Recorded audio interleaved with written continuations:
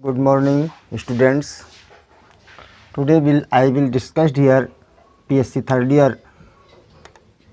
Maths paper first real analysis में sequences पढ़ रहे हैं आप। क्लास फोर्थ है इसकी। अब आप पढ़ेंगे आप जो है monotonic sequence.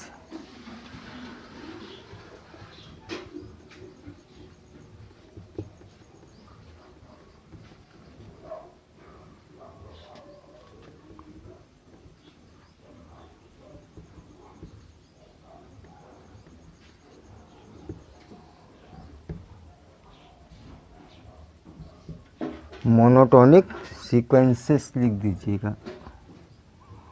Monotonic sequences, A sequence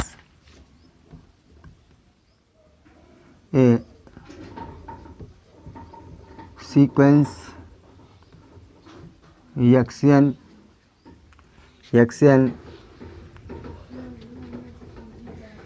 is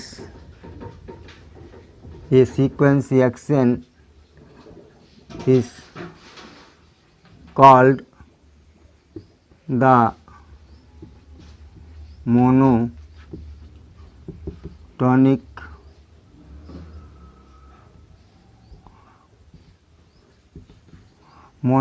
sequence. A sequence action is called the monotonic sequence if one of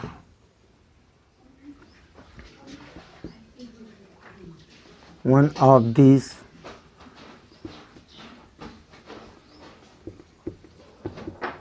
following four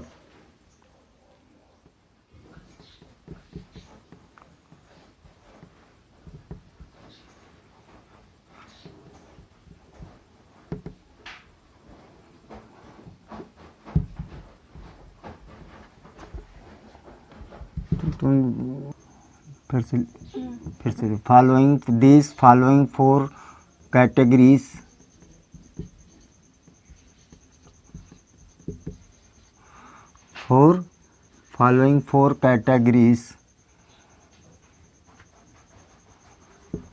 क्या मतलब हुआ? A sequence xn is called the monotonic sequence if one of this following four categories. अब four categories कौन सी हैं? First is this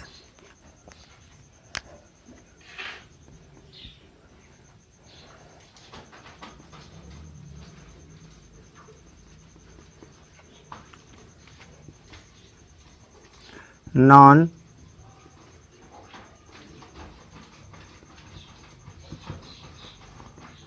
decreasing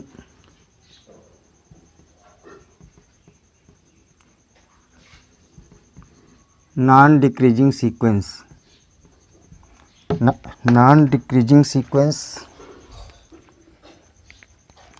non decreasing sequence में क्या है? आपके पास एक्शन सीक्वेंस गिवन है तो आपके पास non decreasing sequence xn is less than equal to xn plus one. If xn less than xn plus one, it means that आप ऐसे समझिएगा कि अगर हमारे पास कोई सीक्वेंस दिया हुआ है तो सीक्वेंस का अगला टर्म यानी एक्शन प्लस वन, माने आपके पास x1 और x2 में कंपेयर करें,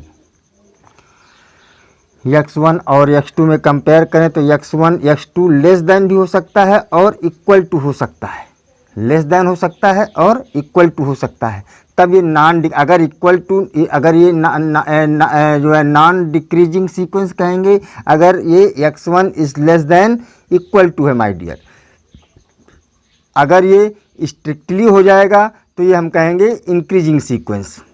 उसके बारे में नेक्स्ट टर्म में बात करेंगे। तो लेस देन इक्वल टू, अब आप फिर देखिएगा x2 भी less than equal to x3 हो गया, x3 is less then x4 हो गया my dear. x3 less than equal to, less than भी हो सकता है और इक्वल टू भी हो सकता है। तो आपका ऐसा सीक्वेंस जो है ये ले लेंगे for all n belonging to n। ये प्रत्येक n के लिए ट्रू होना चाहिए। अगर ये कंडीशंस है तो आप इसको लिख सकते हैं फॉर एग्जाम्पल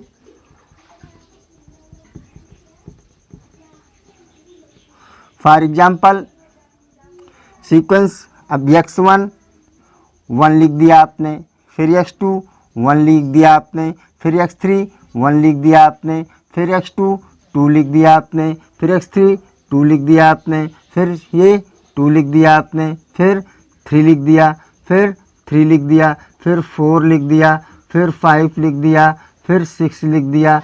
इस तरह से आप डॉट डॉट करके बनाते जाइएगा सीक्वेंसेस। ओके, तो ये आपका देखिए क्या है, less than equal to monotonic sequence. अगर इनमें से कोई भी चार कंडीशंस में एक कंडीशंस मिलेगी आपकी, तो ये आपका सीक्वेंस कैसा है, मोनोटोनिक सीक्वेंस है। अब second time of this,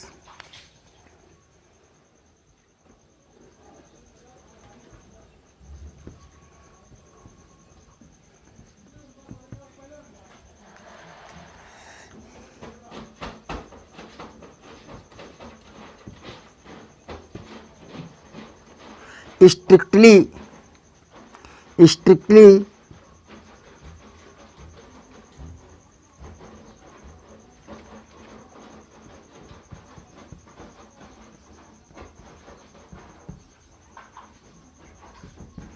strictly increasing sequence. अब आपके पास क्या है, स्ट्रिक्टली इंक्रीजिंग सीक्वेंस, यानी स्ट्रिक्टली इंक्रीजिंग सीक्वेंस माने आपके टर्म क्या हो, ये term less than strictly less than हो। It means that if xn is less than xn is less than xn plus 1 xn plus 1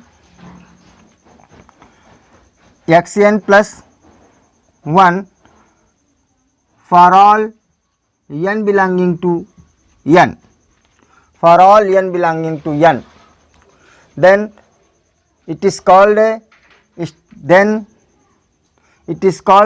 xn is जो है strictly increasing sequence. अब strictly increasing sequence का मतलब क्या हुआ, x1 is less then x2 is less then x3 is less then x4 dot dot is less then xn। इस तरह की सिचुएशंस आती है आपकी। फॉर एग्जांपल में देखिए,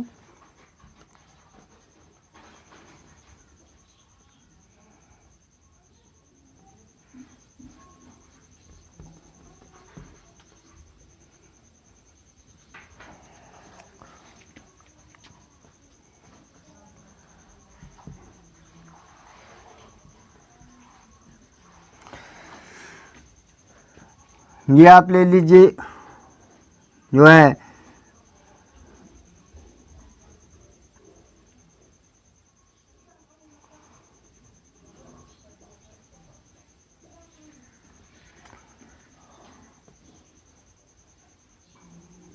वन बाई टू,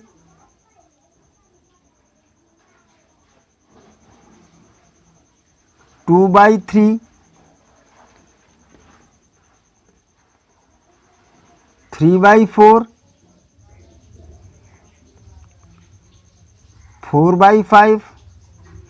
क्योंकि देखिएगा अगर 1/2 निकालेंगे तो 0.5 मिल जाएगा, और ये 2/2 जो है आपका 0.6 मिलेगा, ये 0.6 मिलेगा, ये 0.7 मिल जाएगा, ये 0.8 मिल जाएगा। देखिए हर टर्म क्या हो रही है, बड़ी होती जा रही है, हर टर्म क्या हो रही है, बड़ी होती जा रही है आपकी। इसका मतलब हुआ ये स्ट्रिक्टली इंक्रीजिंग सीक्वेंस है, यानी 5/6, 6/7 डॉट डॉट, ये आप इसको लिख सकते हैं n/n+1।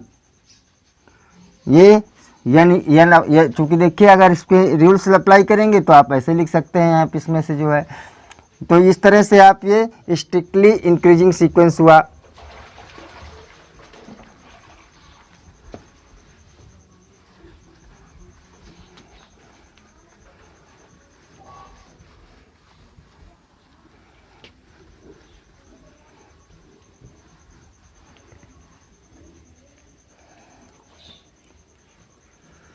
Third is this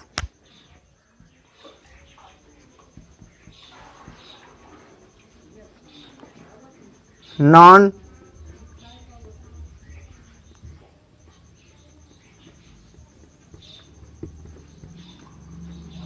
increasing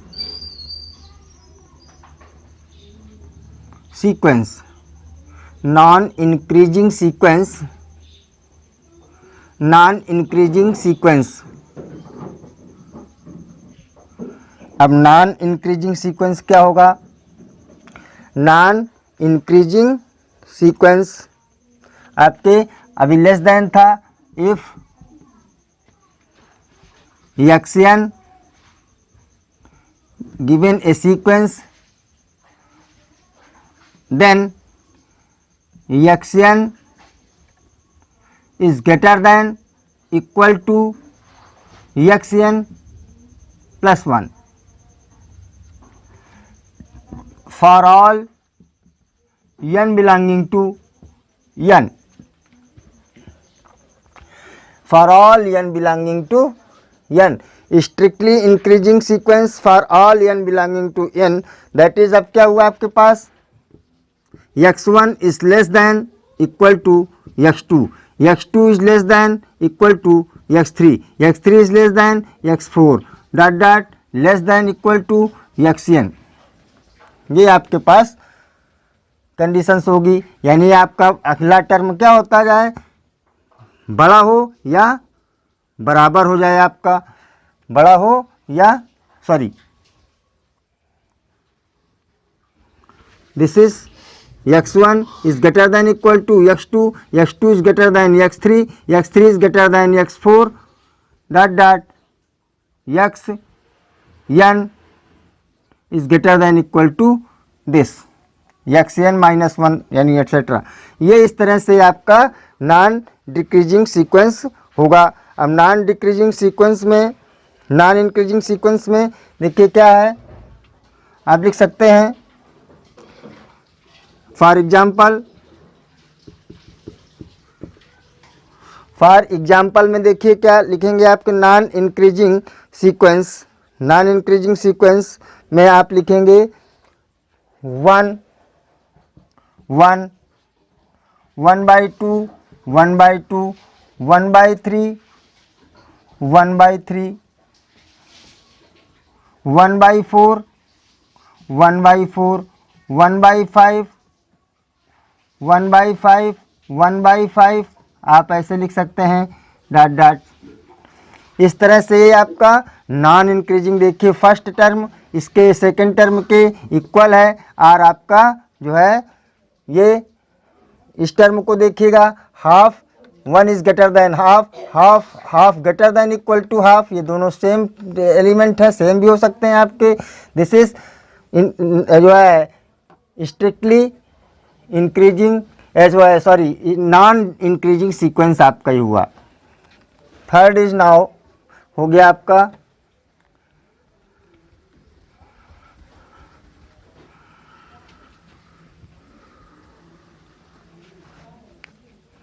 fourth में देखते हैं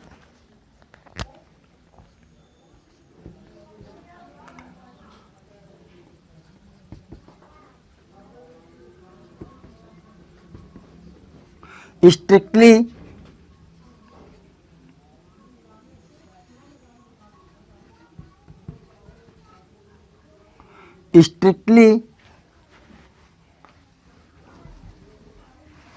डिक्रीजिंग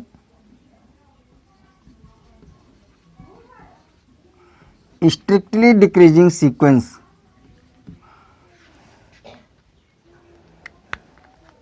स्ट्रिक्टली डिक्रीजिंग सीक्वेंस. अब स्ट्रिक्टली डिक्रीजिंग सीक्वेंस क्या होगा आपका? एक्शन एक सीक्वेंस है आपका,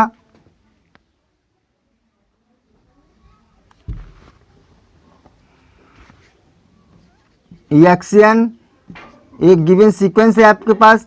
फिर जो है action if action is greater then xn plus 1. Decrease माने छोटा होता जाएगा आपका, एक्सएन प्लस एक्सएन यानी अगला टर्म क्या छोटा होता जाएगा आपका। तो देखिए x n is greater than x n plus 1, then for all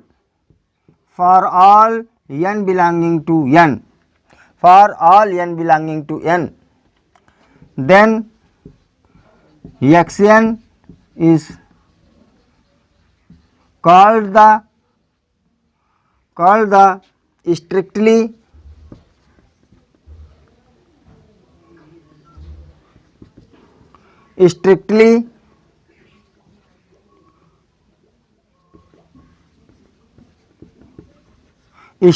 decreasing sequence, strictly decreasing sequence। अब आपका स्ट्रिक्टली डिक्रीजिंग सीक्वेंस का for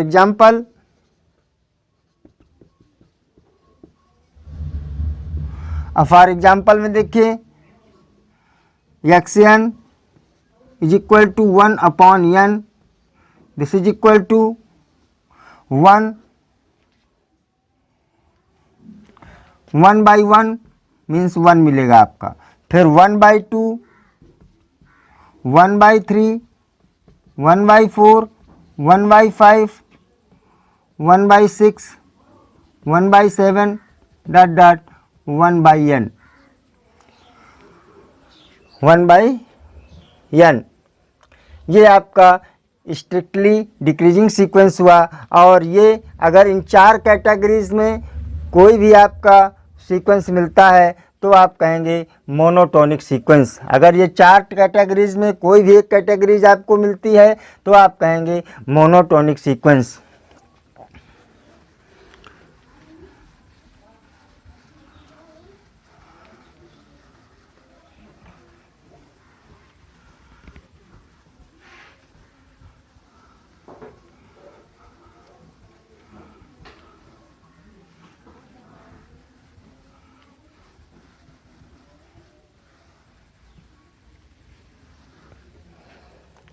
non monotonic sequence, non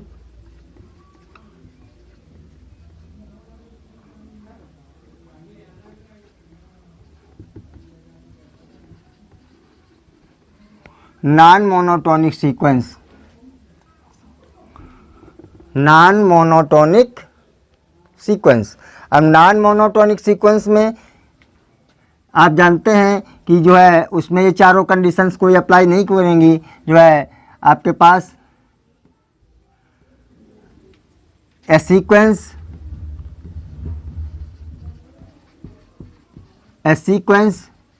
xn, if a sequence xn is not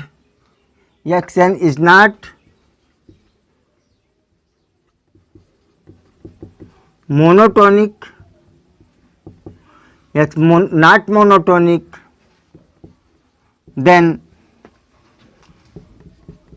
it is called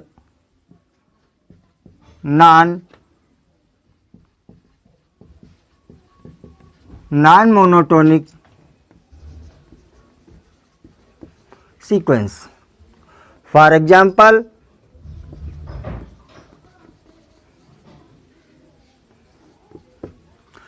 अब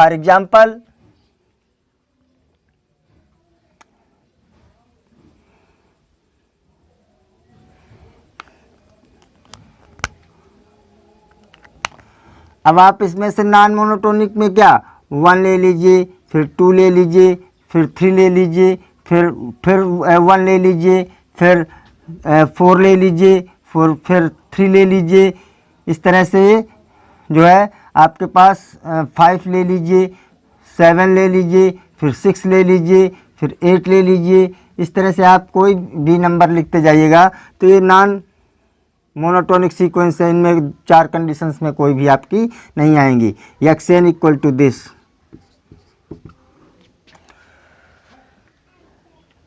तो इस तरह से आपके पास ये जो है फॉर एग्जांपल आपके पास ये देखिए ये कैसा हो गया non increasing non monotonic sequence है आपके पास। और नॉन मोनोटोनिक सीक्वेंस के बाद देखिए क्या है आपके पास, ये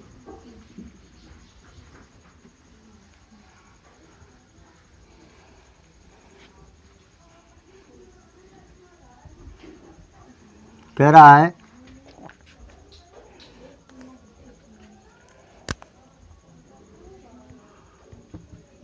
क्वेश्चन में क्या कह रहा है,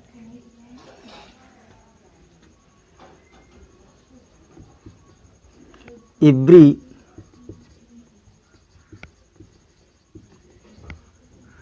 every every every convergent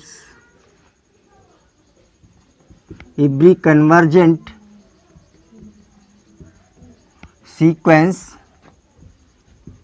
xn, every convergent sequence xn is bounded. Every convergent sequence xn is bounded, but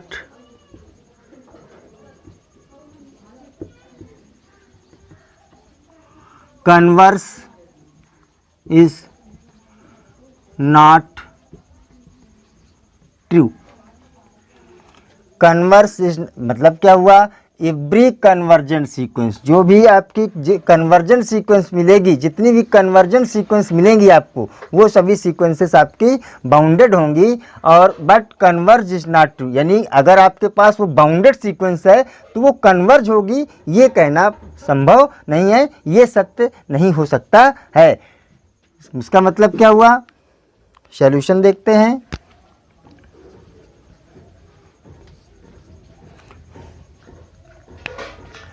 अब आप देखिए सॉल्यूशन में जो है, लेट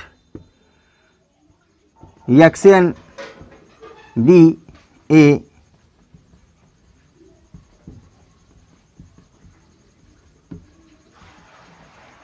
कन्वर्जेंट सीक्वेंस। अब अगर ये कन्वर्जेंट सीक्वेंस है तो हमें जो है then it is converges to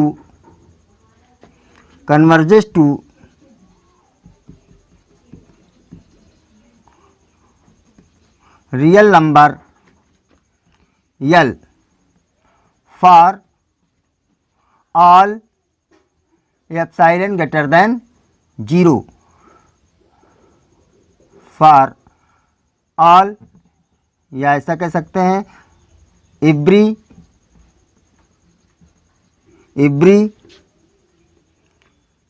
positive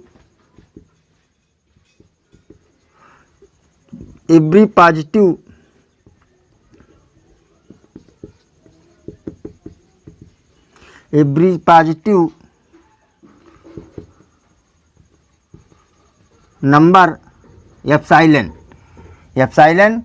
माने जब पॉजिटिव कह दिया गया है, that is epsilon is greater than 0। अब आप epsilon is greater than 0, then अब आपको कन्वर्जेंस की कंडीशन पता है। क्या कन्वर्जेंस की कंडीशन पता है, then there exist n not belongs to n such that क्या कंडीशन होगी my dear, x n minus l is less than epsilon for all n is greater than equal to n not, is greater than equal to n not. अब आप देखिएगा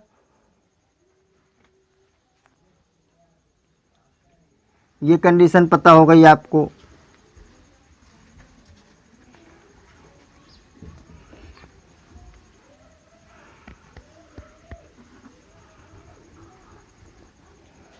since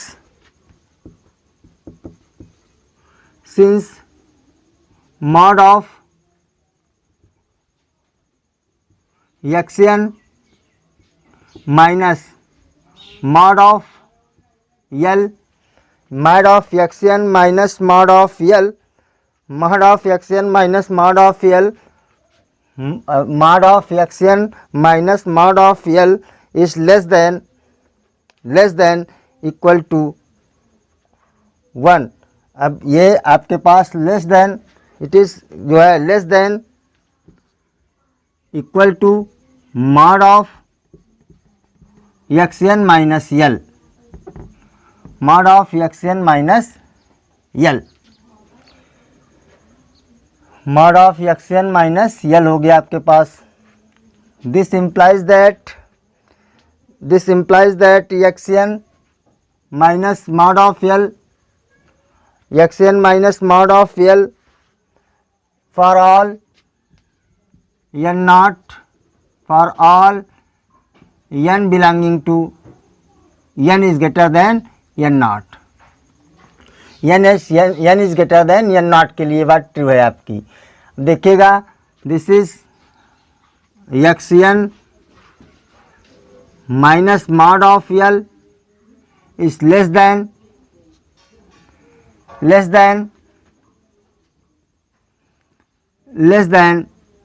this xn minus l mod of this is less than epsilon. ये आपको by convergence ये आपको less than epsilon l, और this is equal to epsilon equal to 1 since we take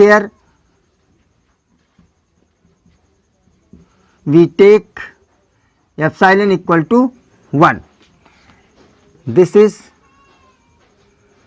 this implies this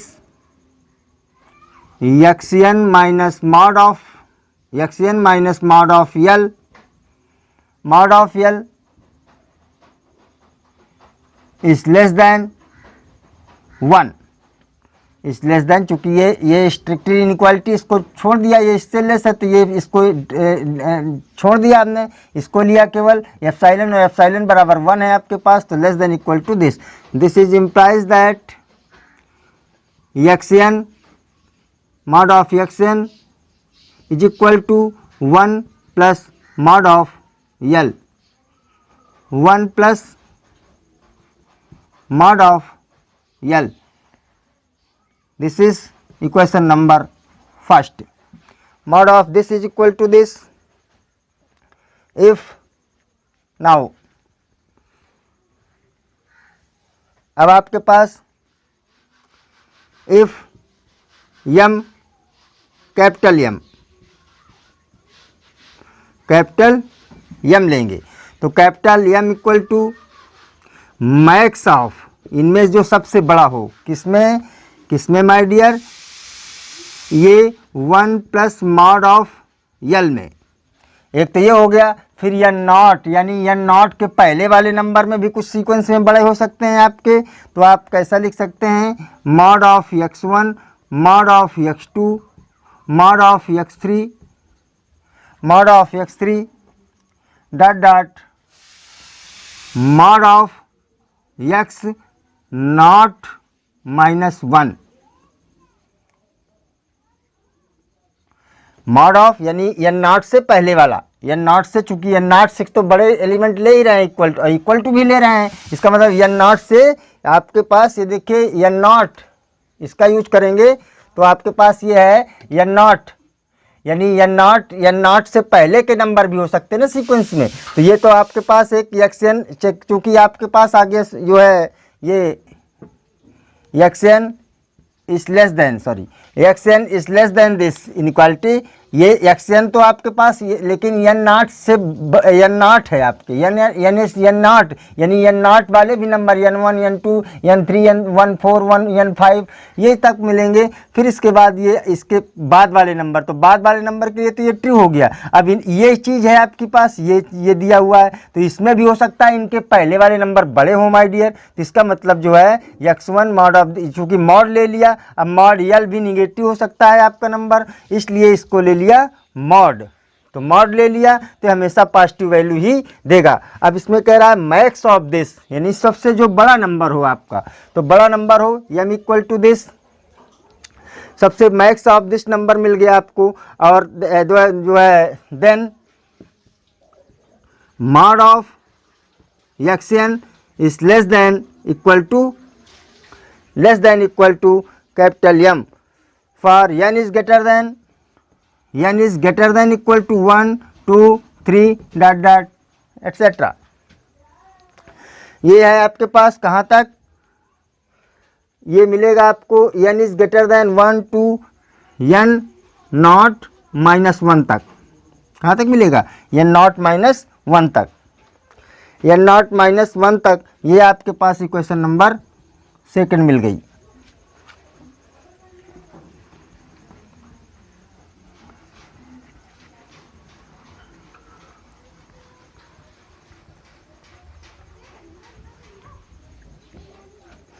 second मिलने के बाद फिर आप देखेंगे कि जो है अब combining first and second from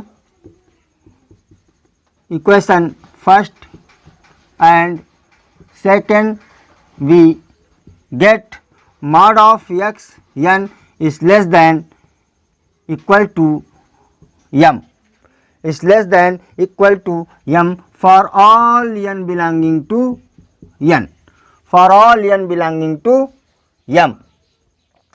अब ये कंडीशन हो गई माय डियर। इसका मतलब अब जब ये कंडीशन हो गई तो हमारा सीक्वेंस क्या हो गया, बाउंडेड, क्योंकि this is written here minus m से बड़े नंबर होंगे आपके एक्स एन के और प्लस एम से छोटे होंगे आपके, तो ये आपका बाउंडेड सीक्वेंस आ गया। तो आपने लिया था कन्वर्जन सीक्वेंस और कन्वर्जन सीक्वेंस आपकी बाउंडेड सीक्वेंस हो गई माय डियर। अब आपको बताना है कि कोई बाउंडेड सीक्वेंस है तो need not be it is convergent sequence. तो हम यहाँ पे एक एग्जांपल लेते हैं, converge for convergence for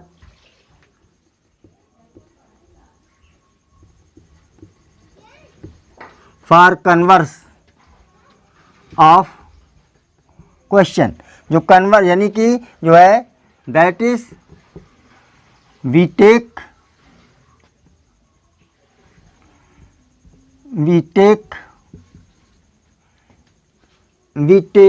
a bounded sequence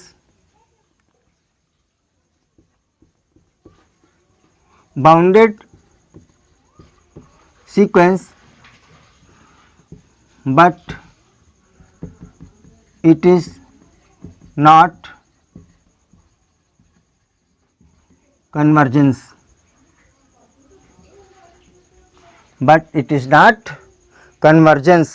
तो आप देखेंगे फॉर एग्जांपल में वही एक एग्जांपल लेकर के -1 के पावर n -1, -1 के पावर n -1 आपके पास for all n belonging to n। देखिएगा this is breakup of this जो है सीक्वेंस -1 के power n -1 is equal to, अब आप देखें n -1, n बराबर 1 पुटअप करें तो 1 -1 0 हो जाएगा और किसी के पावर 0 का मतलब क्या हुआ 1 मिल जाएगा आपको। फिर आप इसमें से 2 लेंगे, जब 2 लेंगे n इक्वल टू यानी सेकेंड टर्म है आपका, कौन सा टर्म है सेकेंड टर्म, तो n इक्वल टू 2 लिया, n इक्वल टू 2 पुटअप करेंगे तो 2 -1 मिल जाएगा आपको, क्योंकि 1 की पावर 1 -1 मिल जाएगा। फिर 1 equal to n equal to 3 put up किया आपने तो 2 मिल जाएगा, 2 माने अब ये फिर से 1 हो जाएगा आपका।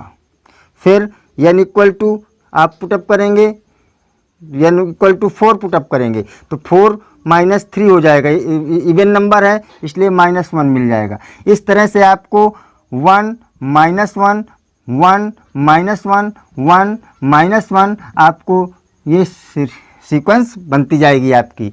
अब ये सीक्वेंस आपको हम पिछले लेक्चर्स में कन्वर्जेंस वाले में ये बता चुके हैं, this is not a convergence sequence, this is not a convergence sequence, but here देखिए it is bounded sequence.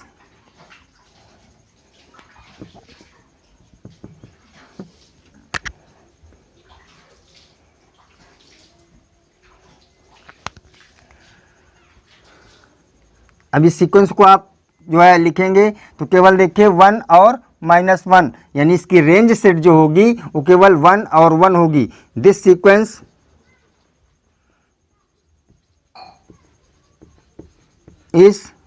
Sequence bounded, this sequence is bounded sequence that is xn का सारे टर्म -1 से बड़े हैं और 1 से लेस देन इक्वल टू 1 है आपके पास। xn यानी -1 इसका GLB यानी जो है ग्रेटेस्ट लोअर बाउंड, और ये 1 is the least upper bound होगी। इसका मतलब this sequence is bounded sequence but it is not convergent sequence, क्योंकि हमको एक ऐसा एप्सिलॉन मिल जाएगा जिसमें एक कंडीशन सेटिस्फाइड नहीं होगी। ये हम कन्वर्जेंस में आपको वहाँ पे बता चुके हैं।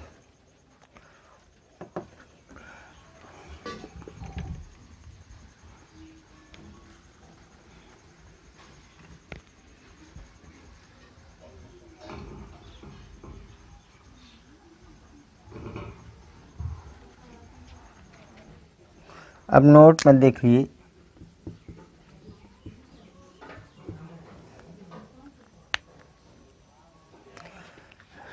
नोट में क्या है, a monotonic sequence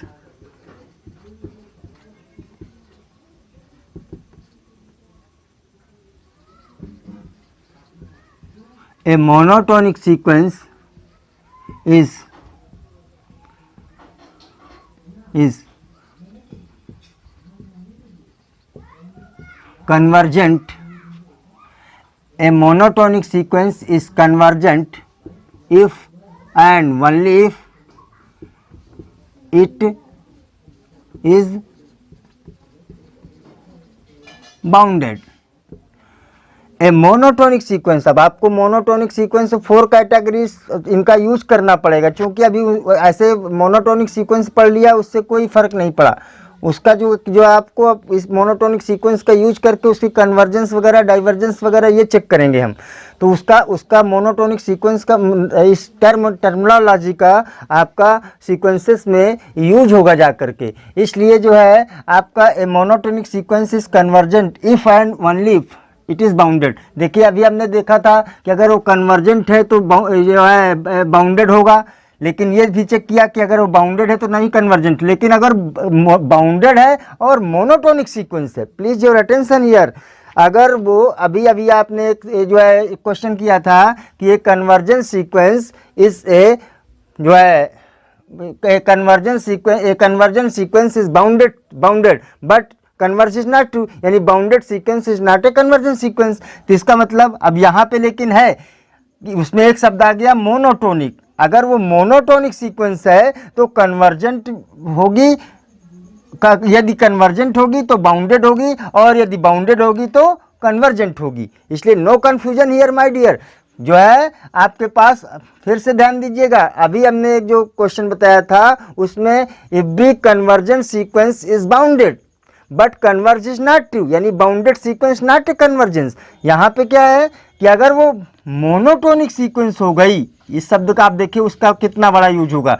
monotonic sequence अगर आपको मिल गई तो वो जो है कन्वर्ज होगी तो बाउंडेड होगी, और अगर बाउंडेड होगी तो कन्वर्ज भी करेगी। वह ये है आपका statement. Okay, thank you, good bye.